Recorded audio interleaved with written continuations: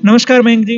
नमस्कार। अभी आपने आचार्य जी की कौन सी पुस्तक पढ़ी? अभी मैंने 10 सूत्र बच्चों की परवरिश क्या मैंने पढ़ी।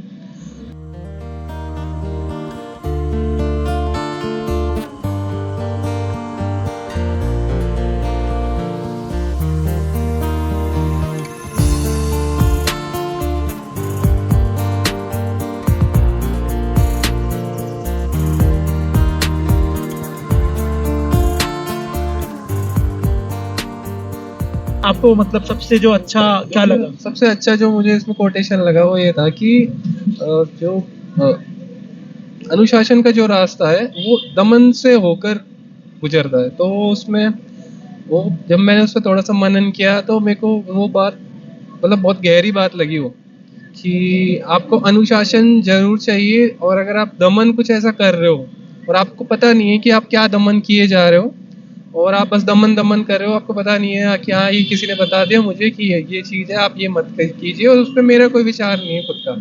उस पर मेरा कोई विचार नहीं है कि मुझे ये करना है कि नहीं करना है, या फिर क्यों नहीं करना है, कोई विचार नहीं है उस पर। तो हमने देख लेना है कि क्या चीज़ें हैं जो मुझ पर आरोपित की गई है, जो मेरी है ही नहीं, पर मैं उन्हें बोलता हूँ कि ये मेरी है। तो वो मुझे देखना है, ये नहीं कि किसी ने बता दिया तो आप छोड़ दो उसको।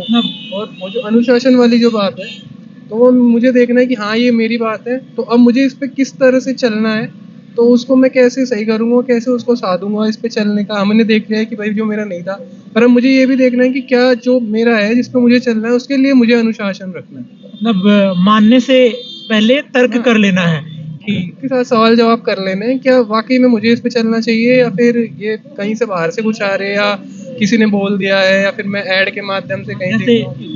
जैसे बच्चों को आपने कुछ बता दिया, हाँ। ठीक है, तो उसको साथ में उसका वजह भी बता दीजिए, हाँ, तर्क दे दीजिए उसको, नहीं तो वो ढंग से नहीं हो पाएगी, बात चल ही नहीं पाएगी। और वो खुद भी उसके बारे में क्या जिज्ञासा रखता है, क्या उसको पता है, वो भी हमें सुन लेना है कि वो क्या चाह रहा है उसके बारे में। उसको सुन लेना चाहिए और उसके जो तर्क उसको है भी समझना चाहिए, फिर उसके बाद हम उसकी समझ पे बता सकते हैं कि आप ये गलती कर रहे हो, ये गलती आप ये ऐसा हो रहा है, ये पूरा तर्क वितर्क के साथ ही कर सकते हैं। मतलब उसकी गलती है, उसको भी हम सैद्धांतिक रूप से उसको बताएं कि क्या गलती है, कैसे है, उसका नुकसान क्या है, वो सब कुछ उसे सिखा दे। ये बात उसकी है कि भी नहीं है, मतलब वो कहीं से आ रही है, या फिर उसे लग रहा है कि मनोरंजन के माध्यम से उसके अंदर आ गई है, और वो उसकी अब बात खुद की बन गई है वो मनोरंजन से। तो उस पे सवाल जवाब। तो मैंने भी आचार्य जी को सुना तो यही लगी कि आपको बच्चों को ऐसा कुछ करना नहीं है, आपको बस जो समाज है, जो मान्यताएं हैं, उनसे बचाए रखना है।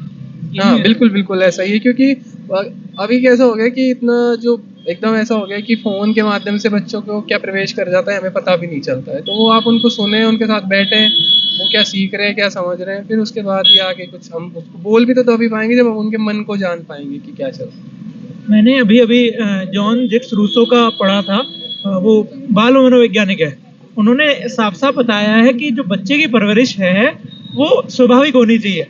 आपको करना क्या है, आपको बस समाज की जो मान्यताएं हैं उनसे उसको दूर कर देना है।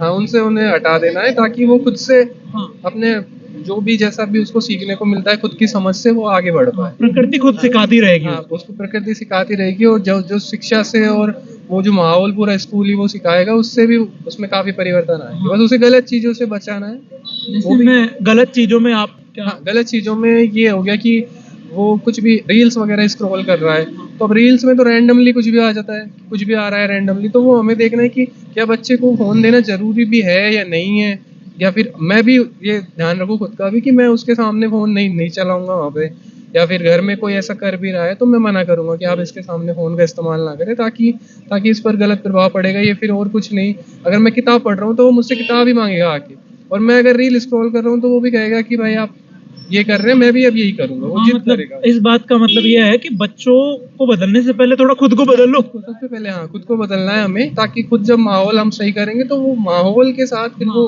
बढ़ता अनुभव रहेगा। और माहौल से ही तो सीखेगा। हाँ बिल्कुल, हमें घर का पूरा ही माहौल बिल्कुल ऐसा करना है कि वो बच्चा उस माहौल से ही सीख ले, उस माहौल मतलब जिम्मेदार माता पिता बिल्कुल बिल्कुल बिल्कुल। कि हम माहौल मतलब खुद को बदल ले। हाँ खुद को बदले पहले, उसके बाद ही हम बदलाव ला पाएंगे, वरना तो फिर ऐसा ही है कि ऊपर ऊपर से हम कुछ भी। जैसे आप बच्चे को बोल रहे हो कि किताब पढ़ ले, तो पहले आप तो उसके हाँ, सामने हाँ मैं खुद भी अगर मैं खुद ही नहीं पढ़ रहा हूँ वो तो वही करेगा ना। अगर मैं रील चला रहा हूँ तो वो भी रील ही चलाएगा फिर। पापा रील्स चला रहे तो पापा गलत कैसे हो सकते हैं? हाँ बिल्कुल, पापा गलत नहीं है, मैं इनको ही देखते आ रहा हूँ सुबह से शाम तक, इनको ही देखता हूँ, तो मैं भी यही करना है। सही बात है।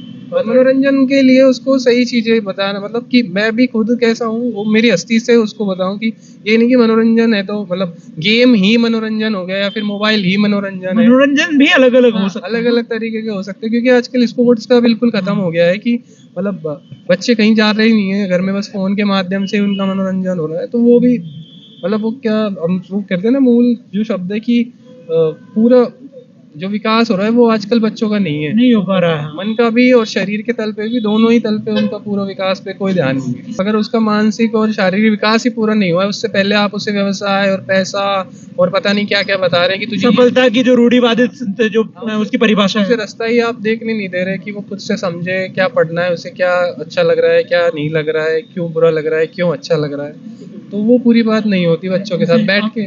अभी एक मैं आपको बताऊं, गवर्नमेंट जॉब की ही बात है, वो एक ऑब्सेशन बच्चे पे बचपन से डाल दिया जाता है। तो मतलब जो आचार्य जी ने कहा, जो मैं अभी मनोवैज्ञानिक जिनका नाम लिया, वो इसी के लिए तो रोकने के लिए बोल रहे हैं कि जो समाज की जो मान्यता है, वो घटनाएं भी तो सामने आ रही है ना कि 8 साल का बच्चा ही सुसाइड कर रहा है। हाँ, अब 8 साल का बच्चा ही, उसमें से 8 साल के बच्चे, 8-10 साल के बच्चे डिप्रेशन में जा रहे हैं। अब ये खबरें आ रही है, ये हमारी परवरिश का हाँ, नतीजा ये है। हमारी परवरिश का नतीजा है कि हम पूरे दिन फोन में जो कर रहे हैं वही फिर उसके बाद वो बच्चा देखता है और फिर उसी से वो इन्फ्लुएंस हो जाता है और फिर वो भी वैसा ही कर रहा होता है। बाल मनोविज्ञान तो कहता है कि कुछ 10 साल की उम्र तक तो बच्चों को तो स्पोर्ट्स एक्टिविटीज या फिजिकल एक्टिविटीज है उनमें इन्वॉल्व रहना चाहिए, और हाँ, आजकल तो स्कूलों में वो बिल्कुल कम हो गई है, तो उस पे मतलब पूरा ही उसका विकास का है, पूरा वो रुक गया, धारा ही उसकी बिल्कुल अलग हो गई है मोबाइल और डिजिटल की वजह से सारा ही। तो उस पे ध्यान देना जरूरी है। बहुत बहुत बढ़िया बात हुई आपसे, बहुत अच्छे से आपने बताया।